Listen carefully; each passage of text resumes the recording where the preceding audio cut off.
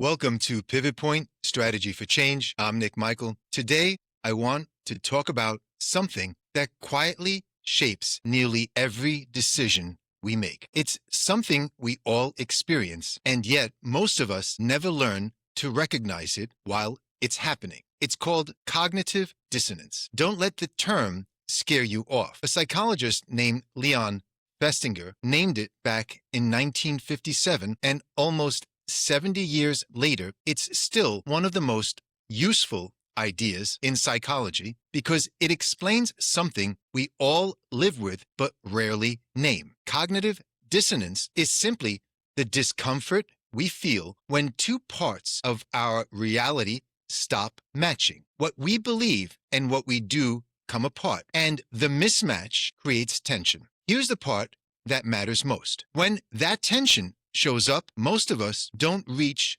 for behavior change. We reach for a better story. We become remarkably skilled at explaining why the mismatch is fine. We rationalize, we justify, we minimize, we compare ourselves to someone doing worse. We promise ourselves tomorrow will be different. In other words, we spend more energy making the discomfort go away than we spend actually closing the gap that caused it. Take something as simple as smoking. Someone believes smoking is harmful to their health, and yet they light another cigarette every day. Those two realities don't fit together, and the mind has exactly three ways to handle it. It can change the behavior and quit. It can change the belief, deciding the health risks are exaggerated, or it can bring in a justification from the side. Something like, my grandfather smoked until he was 95. Notice that none of those three moves are really about accuracy. They're about restoring the feeling of being consistent with yourself, whether or not the story is true. We do this everywhere, not just with cigarettes. Someone says, my health really matters to me. And at the same time, they're eating poorly, sleeping 4 hours a night, and never moving their body. Health matters, says one part of them. Not enough to change anything, says the behavior. That gap creates discomfort, and the discomfort gets handled with a familiar script. I've just been busy. Things will calm down next month. I have good genetics. It's not that bad. Or someone says family comes before everything, and yet they're unavailable every weekend on their phone through dinner, missing the moments that actually make up a family. Rather than closing the gap, the mind offers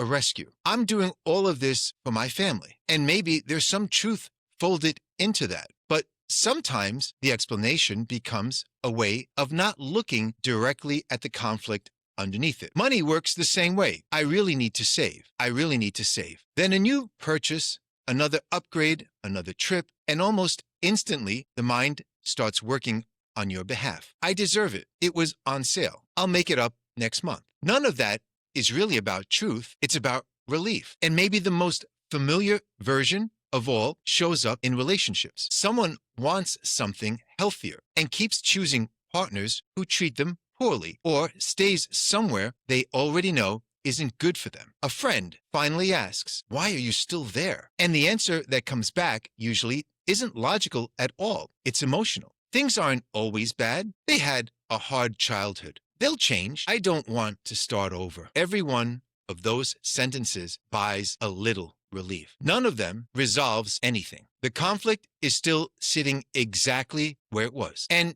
here's what tends to happen next. When that conflict doesn't get resolved, it doesn't just disappear. It moves. It shows up as anxiety, as irritability, as exhaustion, as a heaviness that looks like depression, as resentment aimed at people who didn't cause it. Our minds are extraordinary at justifying almost anything. Our bodies generally keep the more honest record. I think of cognitive dissonance as something closer to an internal alarm system than a thought. It goes off emotionally as a vague sentence that something isn't right. It goes off cognitively when you notice you're repeating the same explanation for the 100th time, and it's starting to sound thin even to you. And it goes off physically, in a knot in the stomach, tight shoulders, a night where sleep won't come, a restlessness that has no obvious source. That alarm is not the enemy, it's information. It's your own system telling you, pay attention here. Most of us were trained to shut the alarm off instead of listening to it. We distract, we stay busy, we scroll, we overwork, we overeat, we drink a little more than we mean to. We find someone to blame. Anything that quiets that tension faster than actually addressing what caused it. But the discomfort is asking a real question underneath all the noise. Is the life you're living actually consistent with the person you're trying to become? That's a very different question than how do I stop feeling this? Discomfort isn't always the problem to be solved. Sometimes it's the evidence that you're growing. Sometimes it's simply the sound of you finally being honest with yourself. This is where the clinical world offers a few different maps, and I think it's worth naming them because they show up constantly in the therapy room. A cognitive approach tends to focus on identifying the specific thoughts that are popping up, the inconsistency, and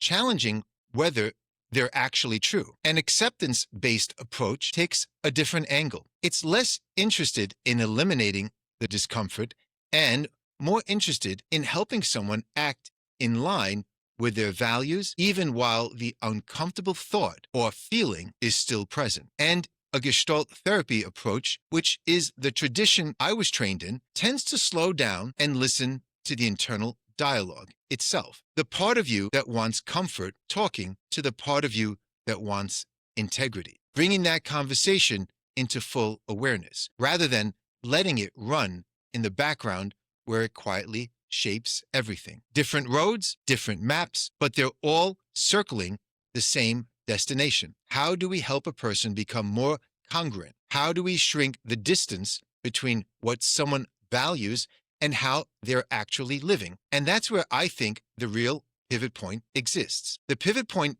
isn't the moment life falls apart. It isn't the diagnosis or the divorce or the day you get let go. Those moments can force change, but they're not where change actually begins. The pivot point happens earlier and quieter than that. It happens the moment your own explanations stop convincing even you. When you hear yourself give the same justification for the 100th time and something in you no longer buys it. When your body keeps sending the same signal. When your values and your behavior are finally standing face to face with nowhere left to look but at each other. In the therapy room, this often sounds deceptively simple. I know what I should do, but I just can't do it. I value honesty, but I lied because I felt like I had no choice. I want closeness, but I keep pushing people away the moment they get close. Every one of those sentences is cognitive dissonance speaking in plain language. And the work isn't to rush in and resolve the sentence.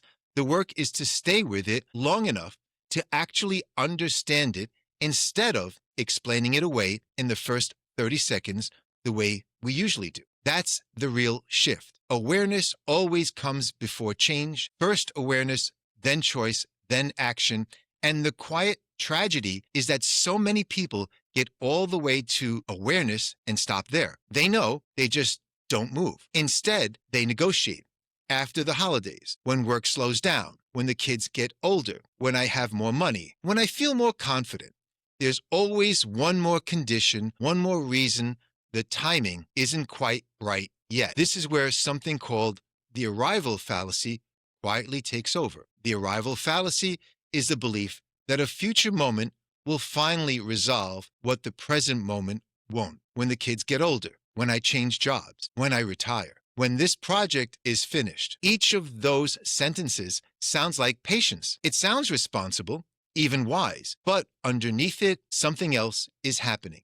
The person isn't actually planning to close the gap between their values and their behavior. They're relocating the gap to a future version of themselves, one who will supposedly have the time, the energy, or the courage that feels unavailable right now. The problem is that arrival never quite arrives. The kids get older, and there's a new reason. The job changes, and the discomfort simply repacks itself into different language. Retirement comes, and the same unresolved tension is standing there waiting, except now with less time to do anything about it. The arrival fallacy doesn't reduce cognitive dissonance, it only postpones it, and it postpones it with a reckoning. And in the meantime, it does something important. It increases the distance between what you believe and how you're living, because every day spent waiting for the future moment is another day the gap gets a little more familiar, a little more normal, a little easier to live inside of. That's also why awareness alone so often fails to produce change. A person can see the gap clearly, even name it out loud in a therapy session, and still not move, because the arrival fallacy hands them a socially acceptable reason to wait. Nobody questions when the kids are older. Nobody questions when I retire. Those